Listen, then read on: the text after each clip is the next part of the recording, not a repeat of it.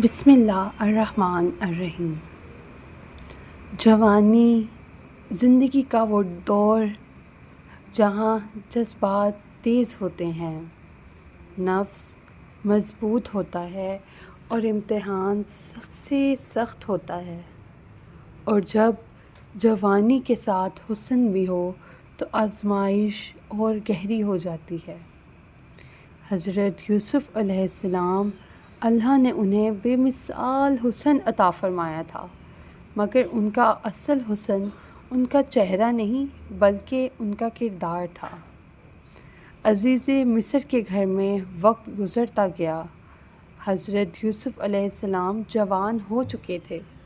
ان کا چہرہ نور سے روشن تھا، ان کی بات میں نرمی، ان کی چال میں حیا۔ گھر کے لوگ ان کی شرافت سے متاثر تھے، مگر عزیز مصر کی بیوی کے دل میں کچھ اور ہی پیدا ہو رہا تھا۔ وہ روز انہیں دیکھتی، ان کا حسن، ان کا سکون، ان کی پاکیزگی، اس کا دل بے چین ہونے لگا۔ شیطان نے اس کے دل میں وسوسے ڈالے اور ایک دن اس نے فیصلہ کر لیا، گھر کے دروازے بند کر دیے گئے، خاموشی چھا گئی، ہوا رک سی گئی۔ وہ حضرت یوسف علیہ السلام کے پاس آئی اور کہا، میں تم سے کچھ چاہتی ہوں۔ یہ الفاظ صرف الفاظ نہ تھے، یہ ایک امتحان کا آغاز تھے۔ حضرت یوسف علیہ السلام نے فوراً اپنی نظر جھکا لی۔ ان کا دل لرزا، مگر نفس نے ان پر غلبہ نہ پایا۔ انہوں نے کہا، میں اللہ کی پناہ چاہتا ہوں، وہ میرا رب ہے، اس نے مجھے عزت دی، میں ناشکری کیسے کر سکتا ہوں؟ یہ جواب عام جوان کا جواب نہ تھا، یہ نبی کا جواب تھا، یہ تقوی کا جواب تھا۔ وہ اور قریب آئیں، مگر حضرت یوسف علیہ السلام پیچھے ہٹ گئے۔ انہوں نے دروازے کی طرف دوڑ لگائی، وہ بھی پیچھے بھاگی، اور دوڑتے دوڑتے ان کی قمیص پیچھے سے پھٹ گئی۔ اسی دوران دروازہ کھلا اور سامنے عزیز مصر کھڑا تھا۔ لمحہ جم گیا، خاموشی نے سب کو گھیر لیا۔ عزیز نے منظر دیکھا، اس کی بیوی نے فوراً الزام لگا دیا، اس نے میرے ساتھ برا ارادہ کیا، مگر اللہ سچ کو چھپنے نہیں دیتا۔ گھر کے ایک شخص نے کہا، اگر قمیض آگے سے پھٹی ہو تو لڑکا جھوٹا، اور اگر قمیض پیچھے سے پھٹی ہو تو عورت جھوٹی۔ قمیض دیکھی گئی، وہ پیچھے سے پھٹی تھی۔ سچ سامنے آ گیا۔ عزیز نے اپنی بیوی کی طرف دیکھا اور کہا، یہ تمہاری چال تھی، مگر اس نے بات کو بڑھا دیا۔ گھر کی عزت کا سوال تھا، اور یہاں سے امتحان ختم نہیں ہوا بلکہ اور گہرا ہو گیا۔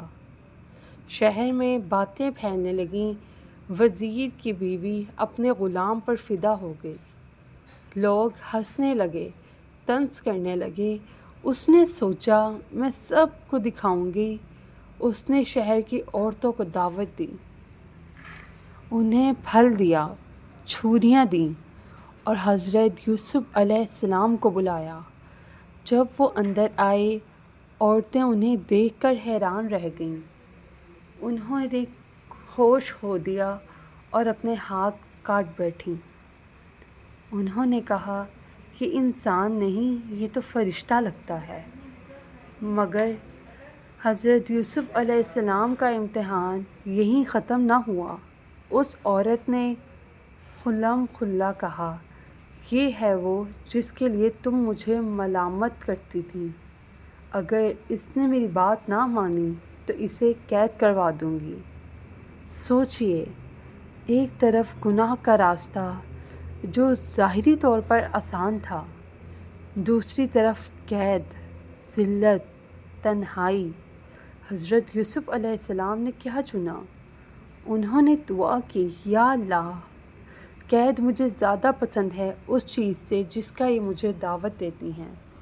اگر تو نے مجھے بچایا نہیں تو شاید میں کمزور پڑ جاؤں۔